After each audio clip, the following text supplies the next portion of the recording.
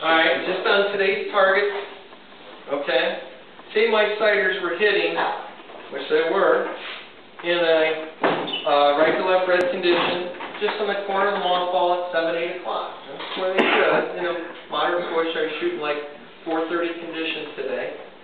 But on the record, what would have happened if my first shot would have went out to the 9 ring, or a little bit further? What do you do? Well, you got two options. You can go down to the sighter, and you'll find it'll go back to where it should have. Jack's Law. The second shot will always go where it should have. Alright? How many times have you said, well, that's just where the condition's going to take it, and you pull the trigger, and now you got bullet and paper between your first and second shot? Here's what you guys should try to do when we get to the bag nuts. If your first shot on record does not agree with where the sighters were, I'll guarantee you pull that trigger, more times than not, that second shot will go where it should, which is the sighter. Chase your first shot. If you can get started, you got one shot up there, it shouldn't have maybe hit out as far because of gun handling, you maybe missed a little pickup, whatever it might have been, pull over and get your group started. More times than not, if you chase that shot, you're going to hit it. Okay? If your first shot goes a little bit high on the record, hold up to it. A lot of times that's caused by a bag being, or front bag being a little bit tight, where you're having the first shot go high. Okay? The gun's not releasing consistently. The only time I want to go down to the sighter is if my first shot on record, I know I want to hit like 6 o'clock on the mothball or so, just like this record target. But if my first shot goes more than the 9 ring low, I will go back to the sighter. When you start seeing low shots, gang, on your target, your first shot, your gun is too hot. Alright, here's a little thing to try. If you can find a calm day at the range, load up one round at 48 clicks, the same aim point with your bag gun, shoot, see where it hits. Load up one round at 49, 50, 51, 52, 53, 54, 55. You'll have 8 different loads. Shoot one shot at the same aim point. You'll see your impact points start going up, and then a phenomenon will happen. When you get to 54, 55, when the gun load's too hot, that one shot will start printing lower on the target. Usually when the gun starts printing lower, not all the time, but a lot of times, the load is too hot. That barrel's flicking that shot down. Okay? Now, here's something that worked for me and can help you. If you get into a situation to whereby my first shot is a little bit lower than it should be, where the sighters were, here's a little game you can play. What I'll do, I know maybe I got my load wrong, or it's too hot, it shouldn't print there. Where's that next shot going to print? A lot of times it's going to come back up. I'm going to come down and hold half as much, or just a little bit, and I want to hit, not that hole exactly. Here I'm thinking defense. I want to get out. My goal is a 195 group, and I don't want to shoot a 120. I know the load's not right. I want to get out of here so I can adjust my load on the next target. I want to hit the top part of that hole. I do not want my second shot to go any lower than that first shot.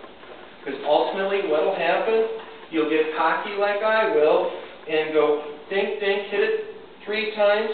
The fourth one goes low, and then you say, oh no, I want to fix what's broken. I'll hold back high. And now I've got a jack group that's a nice 350, okay? Believe me, I have done my share of that. So, again, what I'll do is I'll start holding a little bit low, but guess what? I know whatever drove that bullet down, it's going to come back. And right about the time where you're cocky and thinking, I can do this, I got this, you start holding back your original aim point. And I guarantee you, you're going to take a 280 or 325 out of the equation by using an insurance hold of only hitting the top part of that first shot. You do not want to go below that. Make that your lowest bullet hole. This is the part of your group. understand that the load may be been too high. Okay? A lot of people say, well, when you start your group, how do you know? All right, guys, pay attention. When you get to the bench, you know, I love goofing around with Coots and Bitkin and everyone around, but I want to keep looking at the field of flags. I want to get an idea what's behind that red that I'd like to shoot today. I'm looking maybe 15, 20 benches away, wherever I'm at, and I want to see that the flags aren't out real hard. Because I know, a lot of the time, not always, it's going to build and it's going to come to me. Before you start your record target, just take a look where that condition's coming from and get a picture in your mind of daisy wheel velocity and tails. And I want to see either the same amount of push or maybe a let up and wait for it to come. It's much easier to start when that let up works to you, and now the only thing that's going to happen is what, gang? It's going to start picking up. If I know what's coming, I know I need to hold. Now there are some days where you get orange green and you've got to kind of pick through it. But particularly at 200 yards, it's really important to build or pick up what the field of the conditions doing of all the flags so you know when to start your condition. Oh, no problem. All right.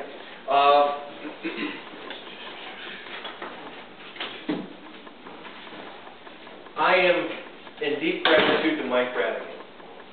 In 2004, during the start of the World qualifying, I went to dinner with Mike, and when I first started shooting at 200 yards, I would be perplexed. Do I flick the scope because it's blowing really hard out at 3 o'clock? Or do I hold on the 9 ring? Or bracket the mothball? And I had tried all these things. Different people had different philosophies. And ultimately, you're going to do what works best for you. But I believe Mike's philosophy is so simple and it's so smart, I want to pass it on to you. Maybe you're already doing this. If we're shooting this week game at 200 yards and it's a nasty crosswind, which we had here in 2004, and your sighters are blowing almost touching the other one with that much push, I would recommend don't click your scope. Get your gun zeroed in the calm if you can do it on that, morning of 200, to whereby in the calm condition, your gun's going to print right near your aim point, okay? When your sighters are blowing across, okay, and you're forced to shoot, first of all, my first super shoot, and I think I finished 300 first time, I was shooting next to Walt Berger, and at 200 yards at Kelby's that year in 1999, it was either like this or like this. And I thought, when they said commence fire, Jim Kelby was telling me I should shoot my group. I'm like, okay, and the flags were out, and, little Jackie had a nice, well, we won't get into how big the group was, but they weren't real pretty. And I did that twice, and Walt said, no, Jack, just because Jim Kelby tells you you can shoot your group doesn't mean that you should shoot your group. You can shoot that huge, ugly group you've been shooting in the last 30 seconds. And I went, oh, okay. So wait for a better condition. Walt's like, yeah, we might want to try that. So back to our story again. In 2004, we come here to Kansas City, the last Nationals for qualifying, and it had been real windy. Now, I told you that different people were telling me click the scope or maybe hold in the 9 ring so I wasn't blowing the shots out. And that worked great in theory sitting at a restaurant. But I remember going to Holton, Michigan at 200 yards with this new strategy that I'll just hold in the 9 ring or 8 ring. But a little problem, we had real bad mirage because Holton is all sand. And I was trying to discern 9 ring, 8 ring, and that mirage. I'm like, this is not going to work. So Mike was kind enough to share with me something he acquired. He goes, Jack, if it's that windy to where you need to hold to where your first shot is not going toward the edge of that target square and have a 2-inch penalty at 200 yards, said just hold at 3 o'clock or 9 o'clock on the 6 ring. And what I'll do, when it's that windy, I forget about these 2 bottom siders. When you have that much push you're forced to shoot in, I will look at a condition that's, I think, is going to be safe, and I'll shoot 2 quick shots on my main cider bowl. And if I'm seeing it right, hopefully, these bullets are going to be real close together. Then I'll go to my records, and I'll just hold at the 6 ring, and now I'm not having to count rings. And I'm just going to let the group blow in. One of the things we talked about earlier is not having the stress of computing where I'm having to hold because I clicked my scope or I'm printing far away. If you're having to worry about your shots going off the target, okay, you really want to take that away. If I'm holding here, it's really got to be blowing hard for me to go all the way across the target to where I'm going to be worried about that. So it does take that stress away, and it's really a great strategy if you're forced to shoot. You know, preferably you waited for the best condition down to the last, maybe couple minutes. It's a great way to, take the stress away and shoot a decent group that's not going to kill your eye. Okay. Any questions? So, like people who are over 40 and they're used to aiming at the center of the mothball and try 200 yards. And they get up there in the heat of the battle and they're down, they got like 60 seconds or 40 seconds or however long it takes you to shoot your group. So you start doing that, which is a great idea, until you fire a couple shots and you go back to your original aiming point when you're over 40. I've heard of that happen. Yeah. So here's a guy right here that's over 40. But I know it's a good idea. It's the thing to do. You've got to get your brain trained. Right. If you guys, and just talking about 200 yards, when you get to a range and you have an option of shooting 100 or 200, make your practice 80% of the time at 200. This is really where the 2 guns and 3 guns, are one. The 200 yards, really, I would much rather be a decent 200-yard shooter than a great 100-yard shooter.